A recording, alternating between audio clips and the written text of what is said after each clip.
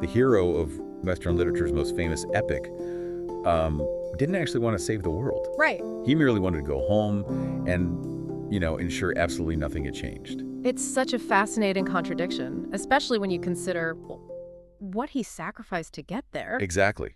Today, we are doing an Essential Insights review of the Odyssey, translated by Emily Wilson. Our job is to pull out the most important ideas, show how the book explains them, and leave you with questions worth sitting with. And you're experiencing a unique two-voice conversation powered by Google's audio technology for deeper book analysis, presented by Mindful Moments.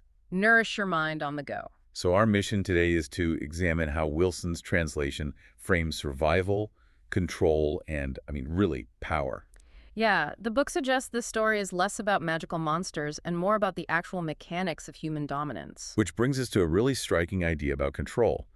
Early in the story, Odysseus actually turns down the goddess Calypso's offer of immortality. Which is wild. Right. He chooses a mortal life, which means, accepting aging and death. He makes that profound choice, yet the author implies he paradoxically demands that his patriarchal household remain completely frozen in time.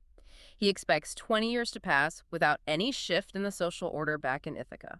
It's like, imagine pausing a live multiplayer game, logging off for 20 years, and coming back expecting your character and your guild to be sitting in the exact same spot. Oh, wow, that is a perfect analogy. It's totally delusional. It makes you wonder about identity and how passing time changes who we are, even if we refuse to accept it. Definitely. The book implies his choice to accept mortality fundamentally contradicts his fantasy of permanent control. Returning home inevitably requires confronting the impossibility of the past. Right, because he wants the world to pause, but life just continues moving forward. And that tension between wanting control and facing reality is exactly why Mindful Moments turns powerful books into clear, rational conversations for readers, students, and educators. Exactly. And Odysseus doesn't just try to control his home. He also uses cultural rules to control how he interacts with the outside world. Yeah, this leads directly into how the book portrays the weaponization of hospitality, known in Greek as zinnia. Okay. The text explains that zinnia was an elite networking tool, not just, simple politeness. Wait, really? I always thought zinnia was just ancient Greek etiquette, like offering a tired guest a meal and a place to sleep. Are you saying Odysseus actually weaponizes good manners? The book suggests he absolutely does. We see this clearly when he encounters the Cyclops Polyphemus. Odysseus arrives uninvited and, he eats the Cyclops' food. Wow. Yeah. And when Polyphemus doesn't follow the Greek rules of high society hospitality, Odysseus labels him a lawless monster. So he uses his own culture's social norms to judge someone who lives completely outside that culture. Exactly. The author illustrates how Odysseus uses these hospitality rules to justify his own piracy and colonialist violence. Because Polyphemus lives differently, the dominant culture frames him as a villain. Which excuses the violence inflicted upon him. It's terrifying how etiquette can be used to exploit marginalized outsiders. But while Odysseus is out using rules to conquer the world, his wife Penelope is back in Ithaca, fighting a completely different battle for survival.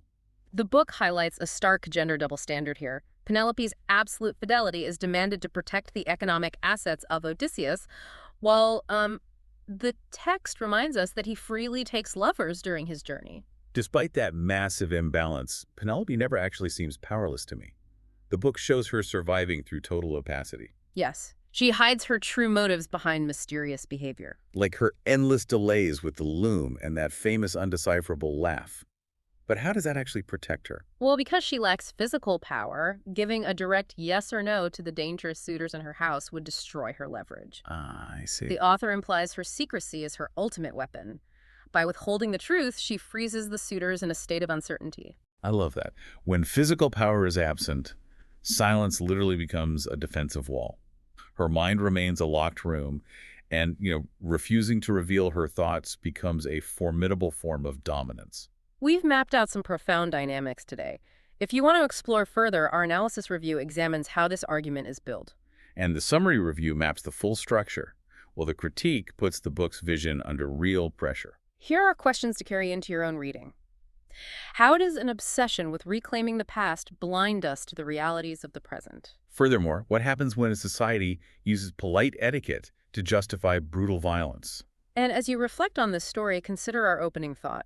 If returning home means forcing everyone else to pretend no time has passed, are you really coming home, or are you just demanding that the world stand still? Click the on-screen link for related reviews, including essential insights, summary, analysis critique, and deep critique. Please subscribe, share, and purchase via the link to read along. Remember to think rationally, explore the genre-based book podcasts at Mindful Moments, and nourish your mind on the go.